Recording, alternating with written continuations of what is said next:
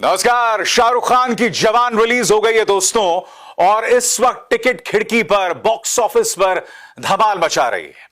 यह बताया जा रहा है कि शाहरुख अपने ही रिकॉर्ड तोड़ रहे हैं, यानी कि पठान को जवान जो है कम से कम पहले दिन 20-25 करोड़ रुपए पीछे छोड़ सकती है, और ओवरसीज में जो सुनामी आ रही है ना, उसकी तो कोई बात ही नहीं कर रहा है। आज मैं आपके सामने जवान का फिल्म रिव्यू लेकर नहीं आया हूं। जवान का फिल्म रिव्यू आप मेरे फिल्म चैनल पर देख सकते हैं।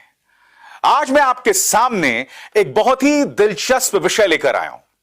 फिल्म जवान के जरिए शाहरुख किस तरह का राजनीतिक संदेश दे रहे हैं। दोस्तों, आपको याद होगा कि मैंने इसी मंच पर अपने फिल्म एक्टर्स की अक्सर आलोचना की है कि आप लोग कभी भी समाज से जुड़े मुद्दों पर टिप्पणी क्यों नहीं करते।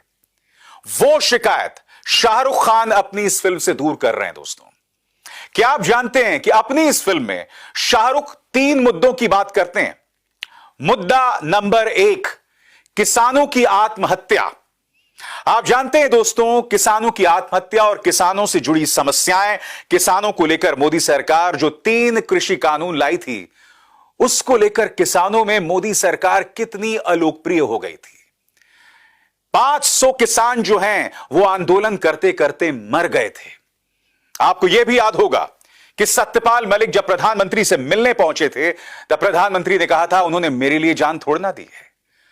आपको यह भी याद होगा कि जब प्रधानमंत्री एक पुल पर फंसते हैं पंजाब में, और जब उन्हें वापस आना पड़ता है क्योंकि पुल के उस साइड किसान जो है वो संघर्ष कर रहा होता है, प्रदर्शन कर रहा होता है, तो प्रधानमंत्री कहते हैं कि मैं किसी तरह से अपनी जान बचा कर आया हूं। किसान का मुद्दा मोदी सरकार के लिए बहुत ज्यादा संवेदनशील है, और शाहरुख ने इस फिल्म में निहायत ही ड्रामाई और नाटकीय अंदाज में किसानों की समस्या, उनकी आत्महत्या का जिक्र किया है। मैं मानता हूं कि जो पैमाना है वो एक कमर्शियल फिल्म का पैमाना है, यानी कि किसानों की जो समस्या है उसके मर्म को शाहरुख संबोधित नहीं करते हैं, मगर कम से कम उसका जिक्र कर रहे हैं एक कमर्शियल फिल्म में, जो बहुत मायने रखता है दोस्तों। क्योंकि आप जानते हैं किसान और उसकी समस्या मोदी सरकार की कमजोर नब्ज है, तो किसानों के मुद्दे पर शाहरुख इस फिल्म में बात करते हैं। दूसरा मुद्दा वो है इस देश का स्वास्थ्य का ढांचा, हेल्थ का ढांचा।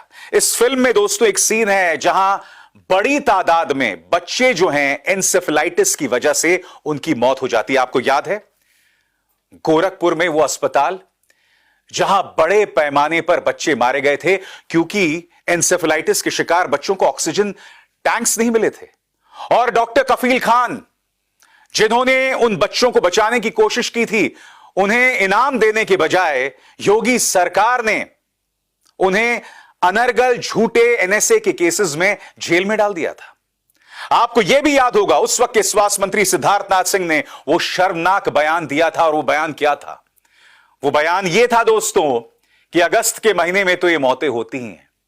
यहां तक कि उत्तर प्रदेश के मुख्यमंत्री आदित्यनाथ का वो निहायत ही संवेदनहीन बयान था। नहीं नहीं नहीं नहीं, वो बयान नहीं जो उन्होंने एएनआई को दिया था, नहीं, वो वाला बयान नहीं।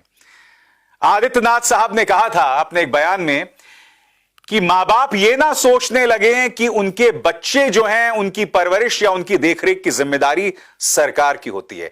और यह बयान उन्होंने दिया था जब एन्सेफेलाइटिस में बड़े पैमाने पर गोरखपुर में बच्चे मारे गए थे, जो कि आप जानते हैं कर्म और जन्मस्थली है मुख्यमंत्री आदित्यनाथ की। इस फिल्म के अंदर भी, जवान के अंदर भी बड़े पैमाने पर एन्सेफेलाइटिस से बच्चे मरते हैं, और शाहरुख जो यहां पर इस फिल्म में न्याय के नायक बने हुए हैं, वो अस्पतालों तक ऑक्सीजन के जो टैंक्स हैं वो पहुंचाते हैं ताकि उन अस्पतालों में बच्चों का इलाज हो सके।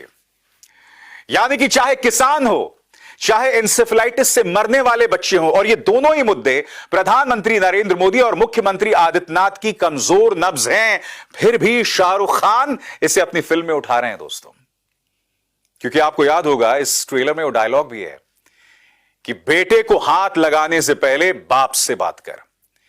जब ये डायलॉग लोगों ने सुना था तब लोग कह रहे थे कि शाहरुख खान कहीं ना कहीं समीर वानखेड़े, गरीबों के सिंघम समीर वानखेड़े को एक करारा तमाचा मार रहे हैं, क्योंकि आप जानते हैं समीर वानखेड़े ने झूठे मामलों में शाहरुख खान के बेटे आर्यन खान को फंसाया था।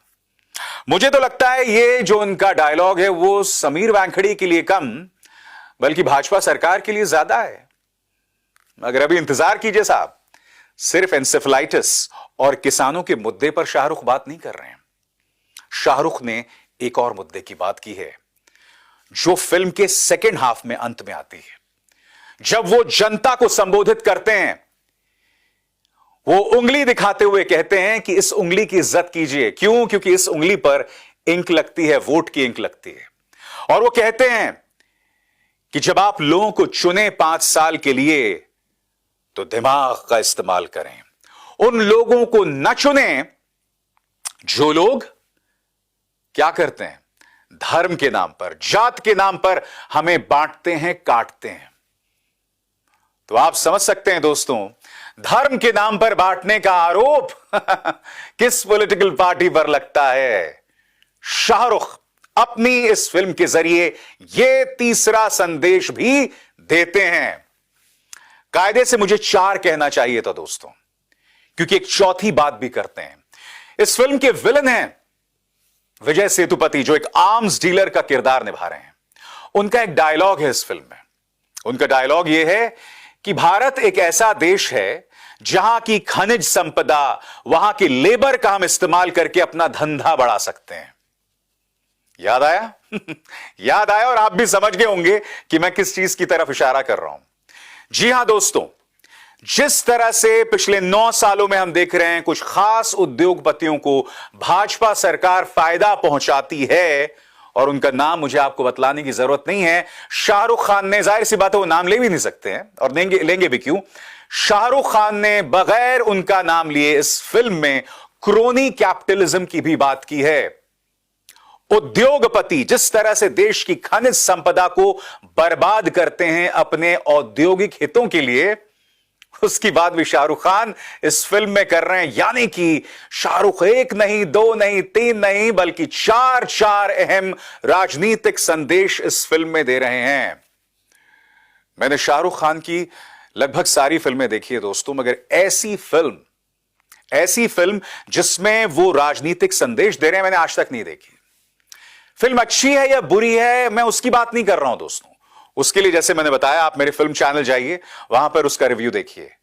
आज मैं सिर्फ इस फिल्म के राजनीतिक पहलुओं की बात कर रहा हूं, क्योंकि आपको याद होगा पठान की रिलीज से पहले भी शाहरुख खान जब कोलकाता में आए थे तब उन्होंने तमाम लोगों को कहा था कि हमें सोशल मीडिया की नकारात्मकता से दूर रहना चाहिए और जीत सकारात्मक यानी पॉजिटिव लोगों की होती है। कहीं ना कहीं शाहरुख खान यहां से संस्कारी प्रचार तंत्र के 2 रुपल्ली ट्रोल्स की तरफ इशारा कर रहे थे। और सोशल मीडिया में जो नेगेटिविटी है, नकारात्मकता है, उसकी बात अक्सर शाहरुख खान करते रहते हैं। तो एक तरह से कहा जा सकता है दोस्तों कि जवान के अंदर जो 3 या 4 राजनीतिक संदेश हैं, वो एक तमाचा है हुक्मरानों पर और बहुत दिलचस्प हो जाता है। क्योंकि देखिए, हॉलीवुड में हमने अक्सर देखा है वहां के फिल्म निर्माता, वहां के एक्टर्स खुलेआम अपने दिल की बात कहते हैं। खुलेआम ट्रंप के बारे में रॉबर्ट डिनोरो खुलकर गाली दिया करते थे। 2014 से पहले अमिताभ बच्चन, अक्षय कुमार, अनुपम खेर सब बोलते थे उस सरकार के बारे में। मगर 2014 के बाद उनकी क्या हालत हो गई है आप भी जानते हैं दोस्तों। या तो चुप हो गए हैं या चाटुकार हो गए। इनफैक्ट अक्षय कुमार की एक फिल्म आ रही है दोस्तों, उस फिल्म में कोई मिशन समथिंग किसी फिल्म नाम है उसका, उस फिल्म में एक जगह भारत नहीं इंडिया का जिक्र था। इंडिया का मिशन ऐसे कुछ था। अक्षय कुमार ने वो पोस्टर डिलीट करवाया और इंडिया की जगह भारत करवा दिया। क्यों? क्योंकि इंडिया बनाम भारत को लेकर जो है आप जानते हैं क्या बवाल चल रहा है। और आप ये भी जानते हैं कि अक्षय कुमार की फिल्मों में अक्सर इस सरकार के पक्ष में सॉफ्ट प्रोपेगेंडा रहता है। शाहरुख पर भी आप आरोप लगा सकते हैं प्रोपेगेंडा का, मगर जो शाहरुख मुद्दे उठा रहे हैं ना, वो मुद्दे हैं, वो किसी पॉलिटिकल पार्टी के पक्ष में नहीं है। क्या किसानों का मुद्दा ना उठाया जाए? क्या स्वास्थ्य का मुद्दा ना उठाया जाए? एंसेफ्लाइटिस से जब हमारे मासूम मर रहे थे तो किसकी आंखों में आंसू नहीं था? क्या यह मुद्दा भी ना उठाया जाए कि जाति और धर्म के नाम पर किस तरह से समाज में जहर फैलाया जा रहा है? जवान उसकी बात करती है। अभिसार शर्मा को दीजिए इजाजत। नमस्कार।